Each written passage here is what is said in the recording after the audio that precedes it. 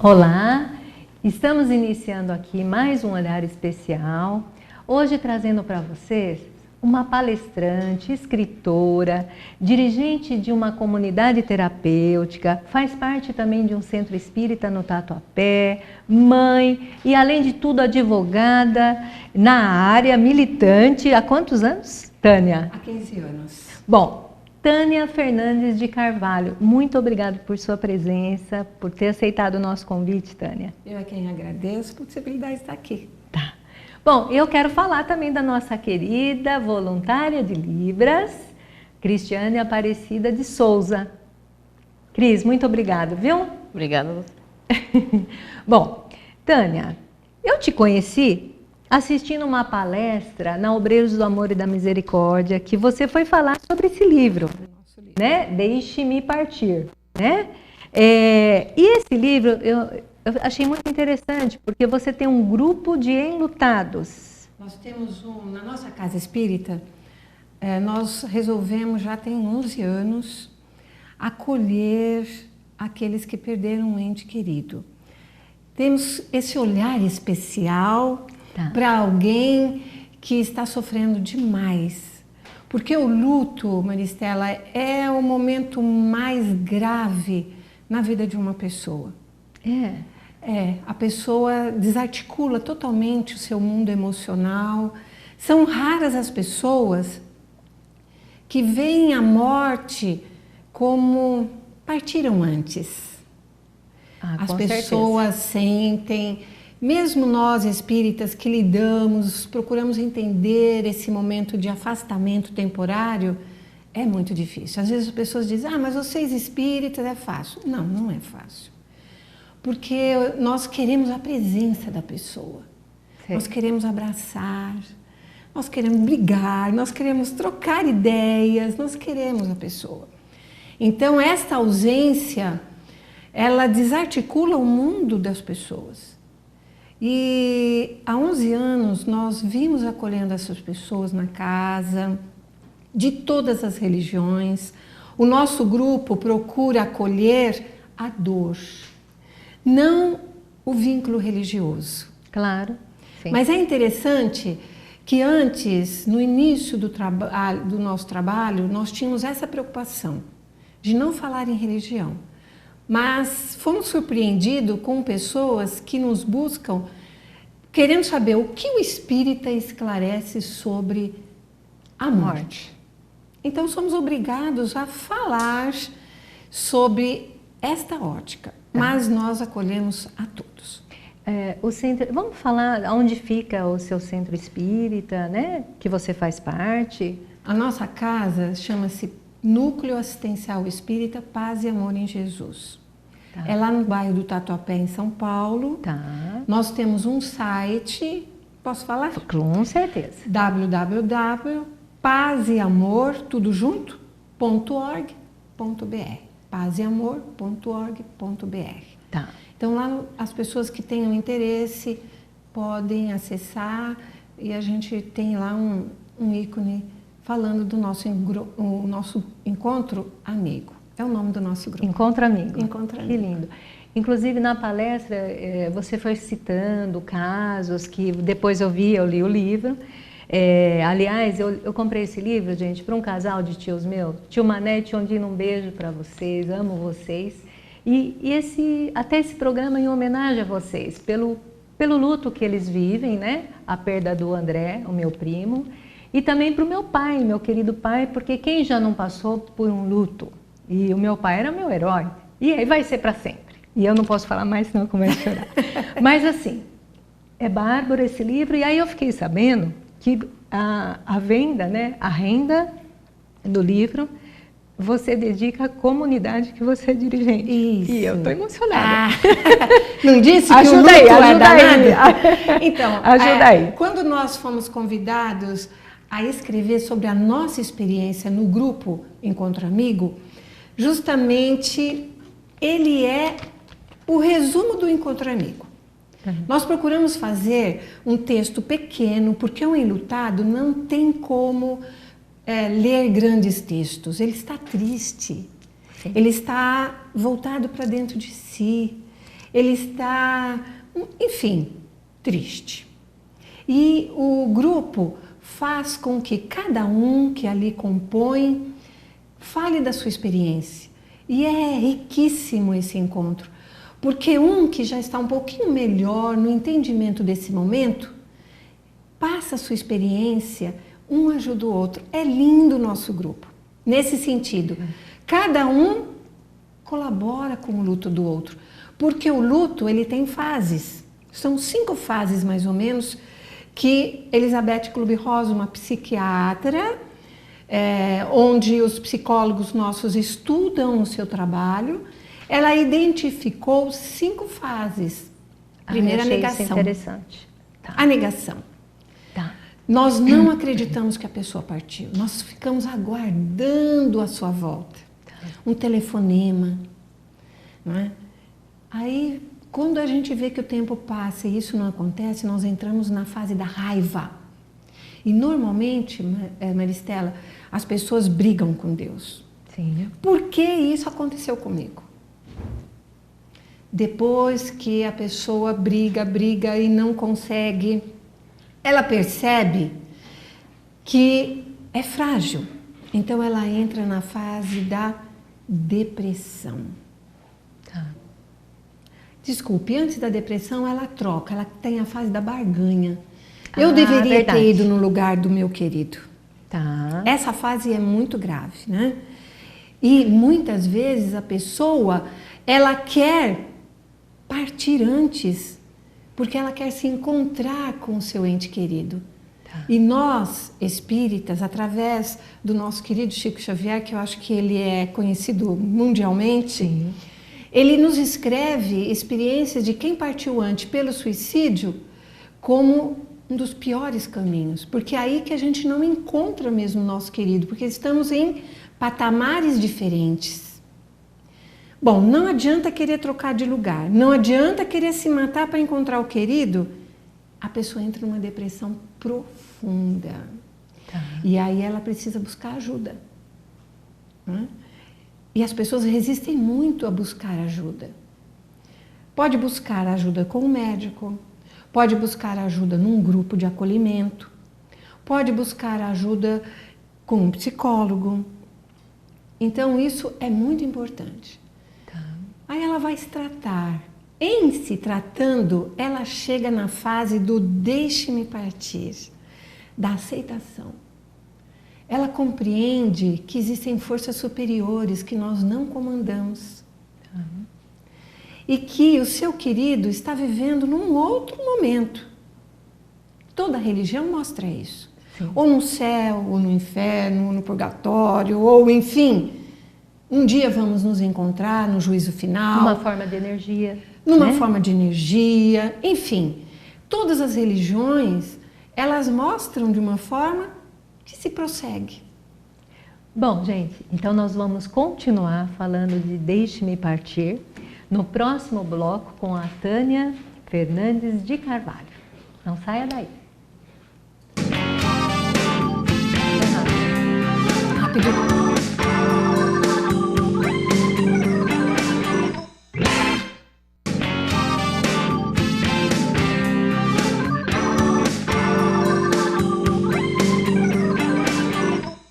Bom, gente, estamos aqui no Olhar Especial com vocês hoje, Tânia Fernandes de Carvalho, escritora, palestrante, mãe de 2 filhos, advogada que atua e dirigente, além de tudo ainda, de uma comunidade terapêutica, né, Tânia? Mas já nós vamos falar sobre isso.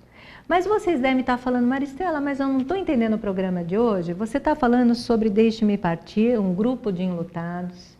E o seu programa foca sempre mais a pessoa com deficiência, que é o nosso objetivo, Tânia. Assistindo a sua palestra, eu vi que o quanto a gente, às vezes, nos tornamos limitados como de certa forma, algumas pessoas com deficiência, né? Exatamente. Por um determinado tempo, alguns, como eu, quando perdi meu pai, acho que por um ano, eu diria. E eu vejo pessoas que, às vezes, anos, e ainda não se recuperaram, né? E vive a perda de uma pessoa querida, né? Exatamente. E você estava dizendo isso no Deixe-me Partir, desse grupo, essa troca que vocês têm, né? Esse compartilhar de experiências. Como é que nasceu esse grupo? O nosso grupo, Que já faz tempo, né? 11 anos, ele surgiu em conversas com uma amiga muito querida, porque existe um centro espírita em São Bernardo, chamado Obreiros do Senhor. Tá. E lá minha amiga é psicóloga, havia perdido o seu esposo em função de um câncer no cérebro, e ele era meu colega de trabalho, inclusive. E nós conversávamos sobre isso. Ela disse: olha, eu fui convidada a fazer um trabalho na casa espírita para acolher as pessoas que buscam a casa espírita, para entender esse momento. E ela, como psicóloga, formou esse grupo de acolhimento. E eu fiquei encantada com a ideia. Fui visitar e quis replicar isso lá na nossa casa espírita. Que legal. Então ela nos ajudou, a Rosa Maria veio, e quando o grupo já estava um pouquinho melhor, mais maduro, ela de vez em quando vem nos visitar. Então esse grupo tem o fim então de propiciar um ambiente favorável a quem passa por essa limitação. A pessoa fica realmente com uma deficiência. Tá. Ela não consegue mais lidar na casa, ela não tem mais um olhar para a família. Se for uma mãe, então, Nossa. ela foca unicamente no filho, não mexe no quarto, Tá. não quer que fale, não quer que cozinhe mais a comida que o filho queria, gostava. Então a família fica doente, a família fica limitada. E chega um momento que ninguém mais sabe como lidar com essa pessoa, porque ela só chora, ela fica resguardada num canto, ela não vê mais a vida com um olhar especial. Tá. Então, o enlutado, se ele não se cuida, ele fica, poderíamos dizer, entre aspas, um deficiente emocional. Tá. E ele precisa desse cuidado. Então, se alguém perde um ente querido, ela precisa buscar ajuda.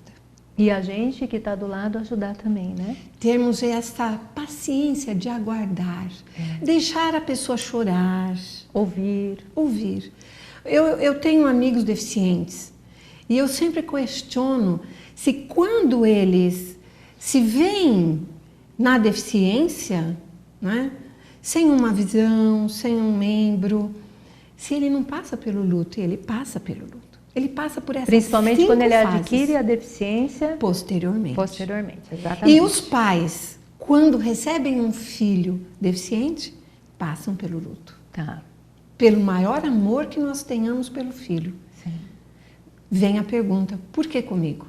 Tá. Exatamente quando nós perdemos um ente querido.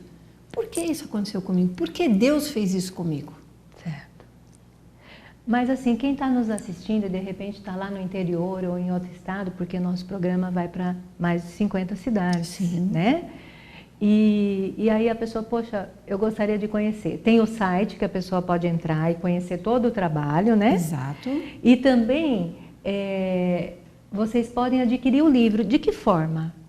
O livro, se a sua cidade ainda não tem uma grande livraria, porque nos grandes shoppings nós temos grandes livrarias. Tá, lá tem. Lá você vai encontrar. Caso contrário, entra no site da editora. Tá. www.petit.com.br. Tá.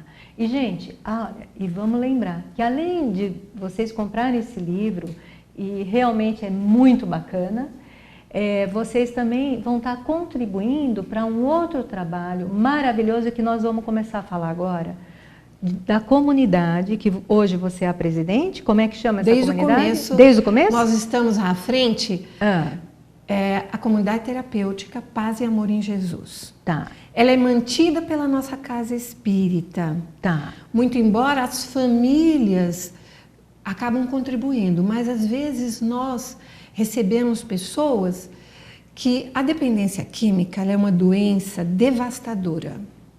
Tá. Leva a família ao luto. Leva a família a viver como uma família que perdeu o seu filho para as drogas.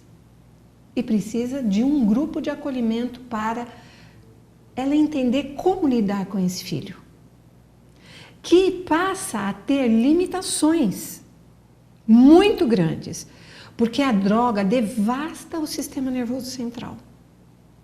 Então aquele filho ele não consegue compreender O que está acontecendo. o que está acontecendo com ele E ele cada vez mais... e não se consegue relacionar com a família. Então é como se você tivesse um filho limitado. Não há mais o diálogo. Não há mais como se comunicar. Então normalmente às vezes ele chega até a se transformar num morador de rua. Sim. Nós recebemos pessoas que viviam nas ruas.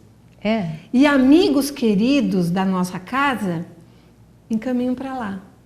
E agora tornam-se pessoas atuantes na sociedade. Verdade. Se recuperam. Você falou, vamos falar onde fica a comunidade, é Ferraz de Vasconcelos? Na cidade de Ferraz de Vasconcelos. Tá. O bairro tem um nome muito característico, Descansolândia.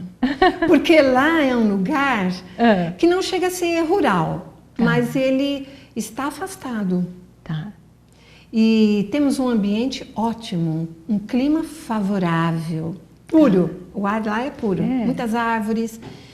Se você entrar no site do pazeamor.org, você vai ver fotos. Aliás, nós estamos colocando também já no nosso programa, né? Ótimo. Sim. Então, lá nós acolhemos aqueles jovens, às vezes já não tão jovens, onde a família leva.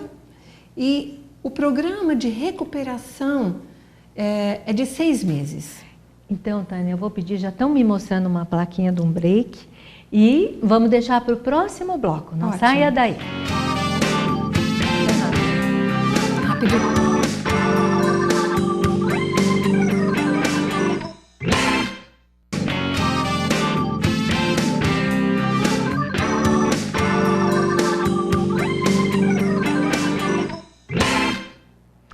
Olá, então estamos aqui hoje com a Tânia Fernandes de Carvalho. Começamos falando, né, Tânia? Sobre o nosso livro. O livro dela, Deixe-me Partir, é um grupo de enlutados. E estamos entrando agora na parte da dependência química, que você dirige. E vocês devem estar falando, mas Maristela, dependência química, o seu programa não é sobre a pessoa com deficiência? Mas a pessoa se torna uma pessoa com deficiência, e muito severa às vezes, né, Tânia? Fica muito limitada. Muito limitada. E não só a pessoa, o usuário, como a própria família, né? A família acaba sendo, como nós chamamos tecnicamente, de codependentes. A família entra também numa doença, entra na doença. Porque o mundo da dependência é um mundo à parte. A doença é devastadora. E a família tem que desligar a ideia de que o filho é safado, preguiçoso e ter um olhar de cuidado. Porque ele está doente. Ele está doente. Uma doença. É doença. Por mais que nós não queiramos aceitar, quando nós vimos um jovem no farol ou alguém que nos assalta, vítima da dependência, sob o efeito da dependência, ele também vítima. É a doença que precisa ser tratada. Porque normalmente a família esconde. E normalmente as pesquisas têm nos mostrado que só depois de 2 anos de uso é que os pais têm um olhar de que tem algo errado com aquele filho. E dizem, não, ele me disse que foi só uma vez. Na verdade, quando nós identificamos algo de diferente com o nosso filho ou nossa filha, nós temos que ir atrás, vasculhar, buscar ajuda de quem entende, para que nós possamos resgatar quanto antes, de maneira que o cérebro do jovem, ou da quem está utilizando, não esteja tão compromissado. A cura. Na verdade, quem trabalha com o dependente químico, ele não fala em cura, ele fala em controle. Nós temos que controlar, é como um diabetes. Ele tem que tomar um medicamento. E no caso do dependente químico, ele tem que frequentar um grupo de apoio, os AAs, não é? Os alcoólicos anônimos. E ele tem condição de frequentar? Ele deve frequentar. Isso no... E a família também. É? Se o jovem ou a pessoa não queira, a família vai nesses grupos de acolhimento e ali ela vai ser orientada como lidar com aquele jovem ou aquele dependente. Não é? E assim ela vai ajudá-lo. Buscar o psiquiatra, se for o caso. Então há que se ter esse olhar cuidadoso e buscar a ajuda de quem entende. E normalmente os grupos de apoio, toda igreja católica separa lá um cantinho para que aconteçam essas reuniões de acolhimento. Então é vital. Não vamos fingir que não estamos vendo. Ou, com meu filho é diferente. Nós temos que correr atrás da ajuda. É indispensável. No caso, hoje a lei permite a internação involuntária. Então, são poucas as clínicas que estão adequadas a isso. E é interessante as pessoas, quando o jovem diz assim, mãe, pai, eu quero uma ajuda. Pegue a roupa dele e leve na comunidade. Não vá levar para ele conhecer a comunidade. Porque, é claro, é um lugar fechado. Ali ele vai passar por um tratamento, com disciplina. E normalmente o dependente e disciplina são coisas que não combinam. Normalmente ele já saiu da escola. Normalmente ele não quer trabalhar. Porque ele está focado no vício. Então é importante levá-lo a um tratamento de internação. Recomenda-se 6 meses. Saindo de lá, ficar ligado a um grupo de alcoólicos anônimos, narcóticos anônimos, todos grupos de acolhimento. E a família junto. Porque ele sai da comunidade onde ele aprendeu, através dos 12 passos, como propõem o Alcoólicos Anônimos, a se autoconhecer. Aí ele tem um foco.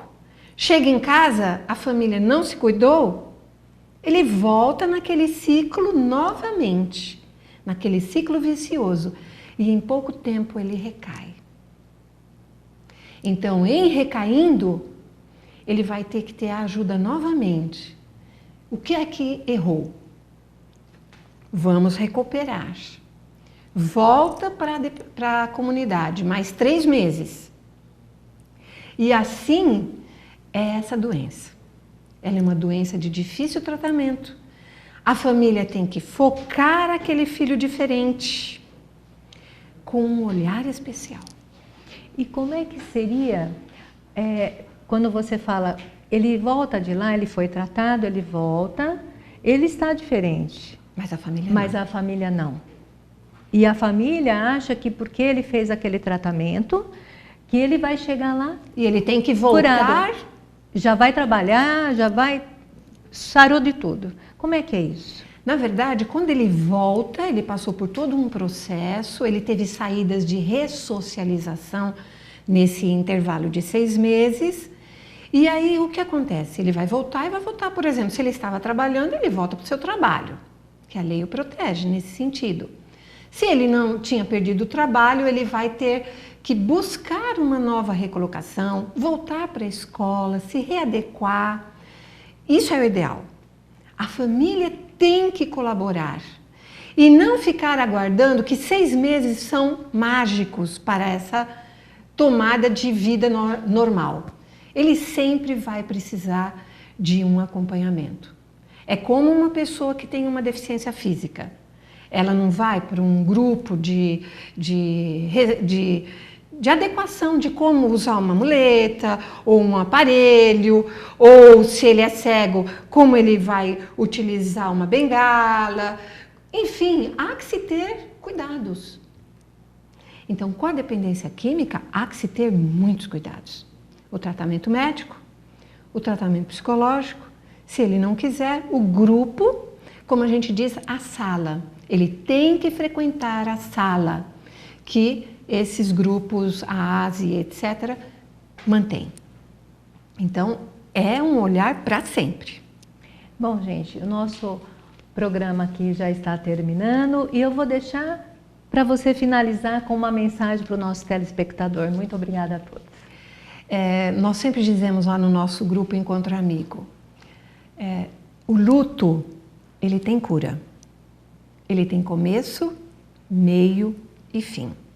E se você tem uma pessoa com deficiência no sentido da dependência química, cuide dele. Ame-o, acompanhe-o e ajude-o na sala de acolhimento. Isso é amar.